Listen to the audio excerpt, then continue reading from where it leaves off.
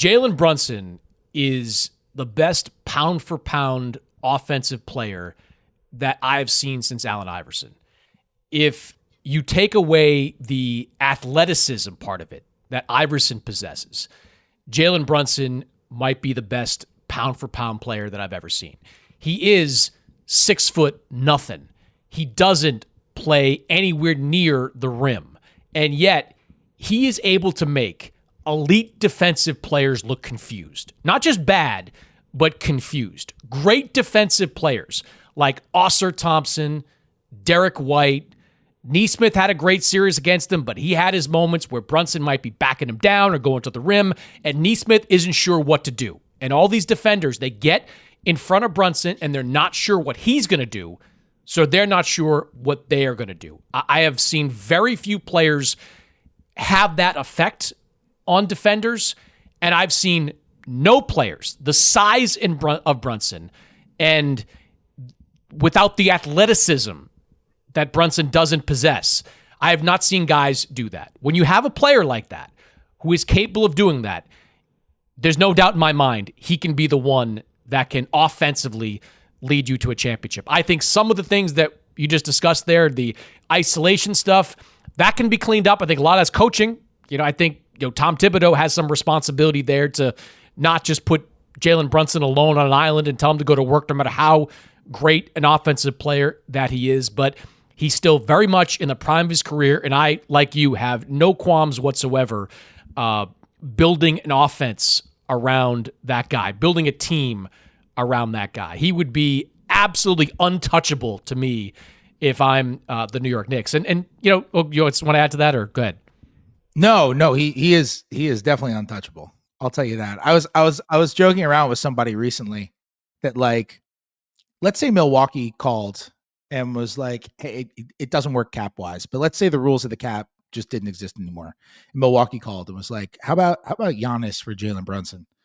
And like, objectively, like, as Jalen Brunson, we think the same thing of Jalen Brunson. He's awesome. He's great.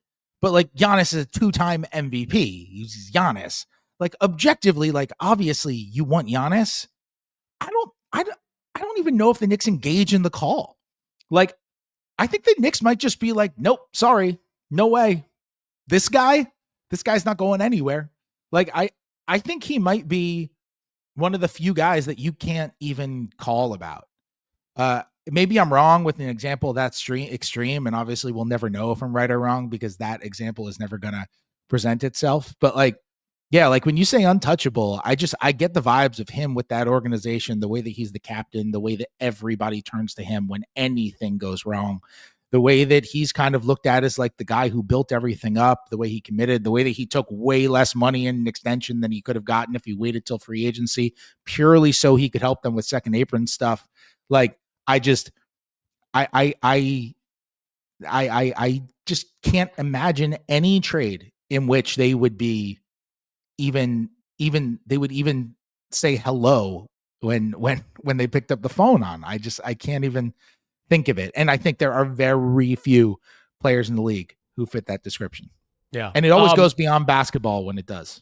Yeah, no question. And he's a great leader on that team. He's built to play and succeed in New York, which not all guys are. I think you build around Brunson, you figure everything else out.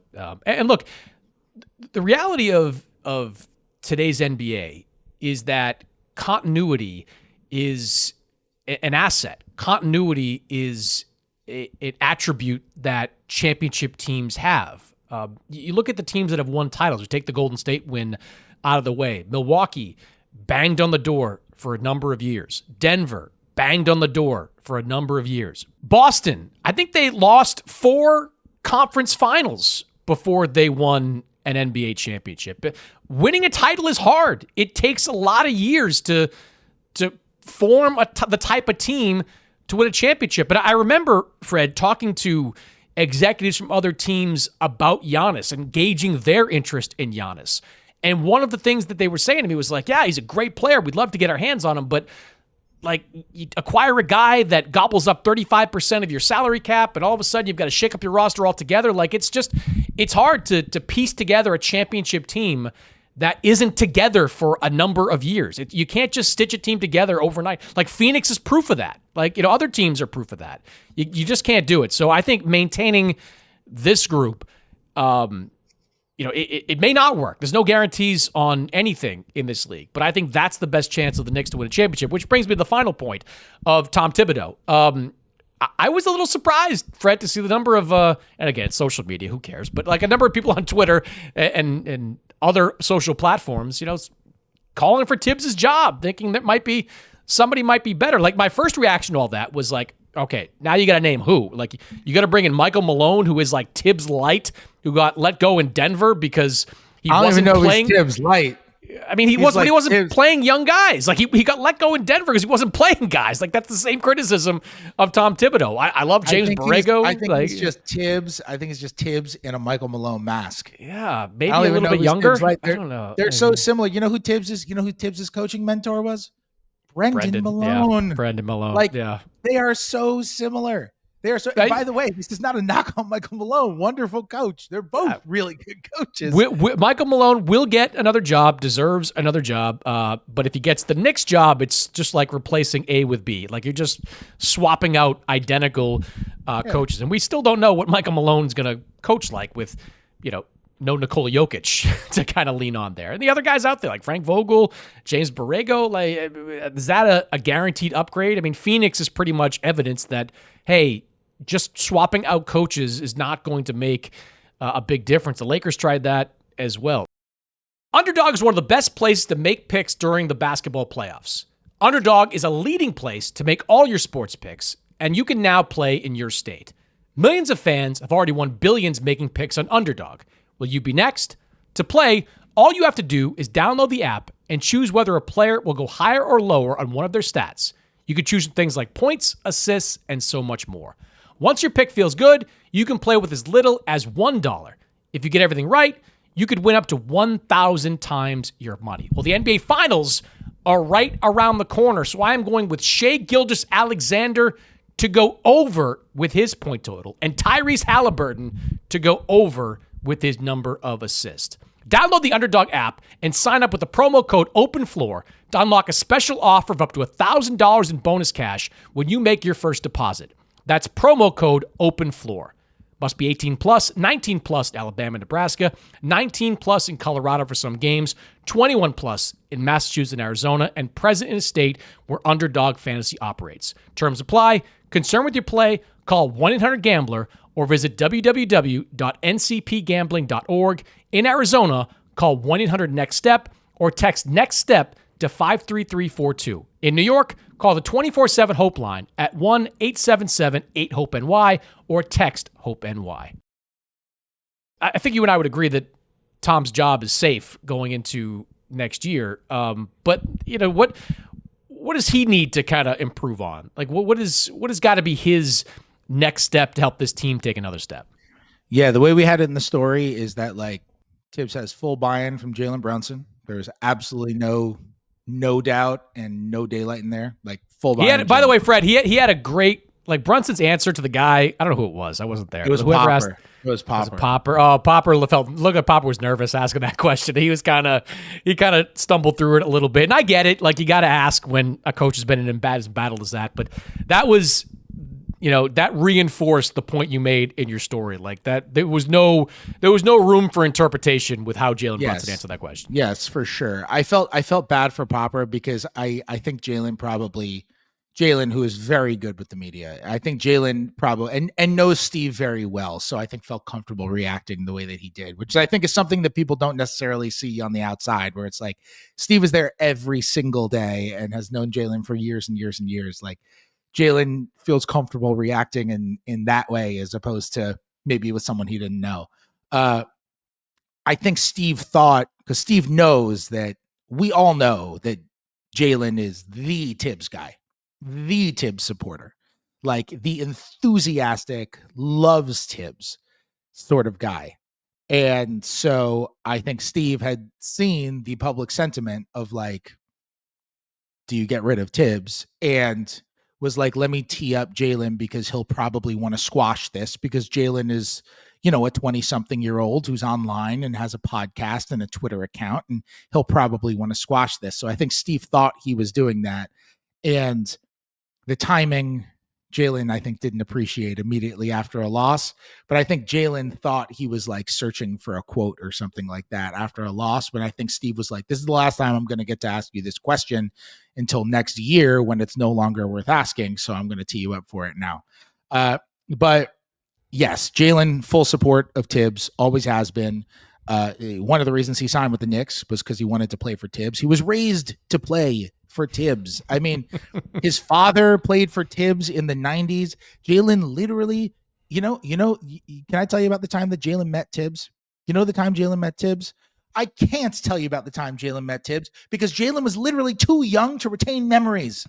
That's how young Jalen was. I have asked him, tell me about the time you met Tibbs. He was like, I don't remember it. I'm like, you don't remember it? Or you were emotionally and mentally incapable of remembering because you were too young? And he's like, the latter. His youngest memory is after he had met Tibbs. That's long he's known Tibbs.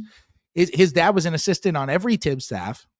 He was raised to play for Tibbs. I'll tell you what, the Brunson family motto, the Brunson family motto? The Brunson family motto is the magic is in the work. That is the Brunson family motto. You know where they got that motto from?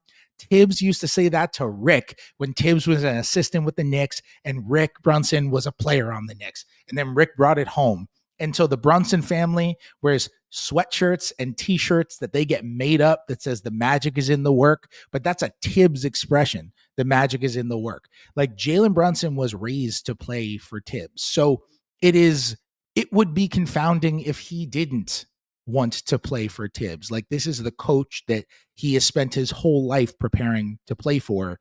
And he genuinely loves playing for Tibbs because they have the exact same approach to work, to preparation, to competition. They're very similar. They might be different personality types, but they have very similar values. All of their values overlap in terms of competitiveness, in terms of will to win, in terms of dedication to the job, all that kind of stuff. And Leon Rose still has Tibbs's backing as well. Or I should say Tibbs still has Leon Rose's backing as well. I don't want to say with 100% like, he's safe for sure, because James Dolan, you don't know. And I don't know what Dolan's going to do. And obviously he's the final decision maker, and he could wake up and decide that something's not good enough or whatever. But in terms of the front office, in terms of, the top of the locker room, Tibbs has support from there. I can tell you that. And I agree with you. I think continuity is really important. And there's no question he has his flaws as a coach, as basically every coach does.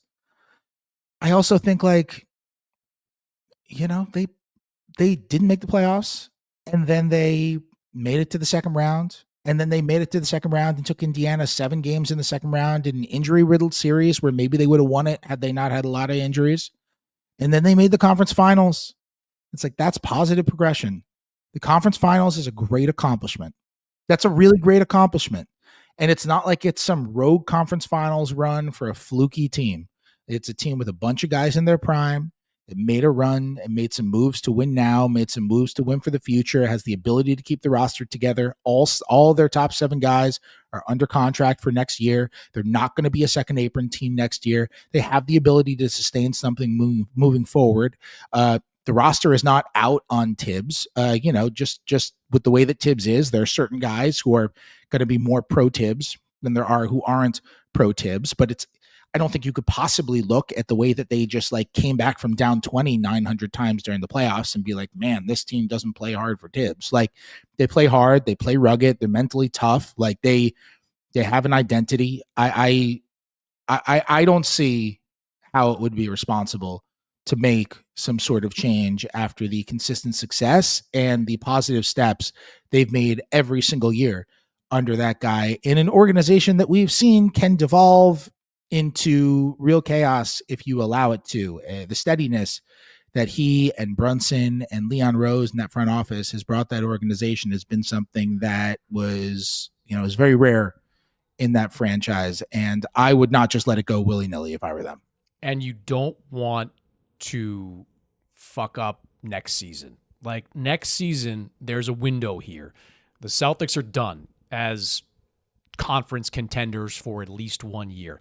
I don't know who the favorite is to win the Eastern Conference next year, but a Knicks team that looks largely like the team that finished this season, I think would be in the mix for the number 1 overall seed.